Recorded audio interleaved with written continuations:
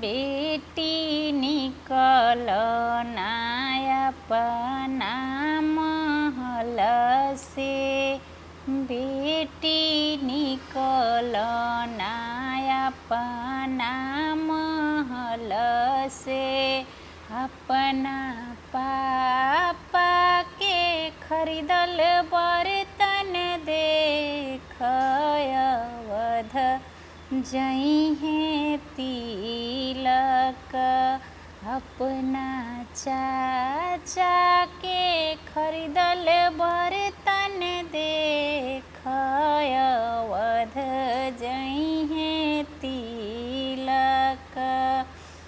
पापा कैसे में निकली महल से, चाचा कैसे में निकली महल से, पापा माँ बिनु रहलो न जाई अवध जइहे तिलक।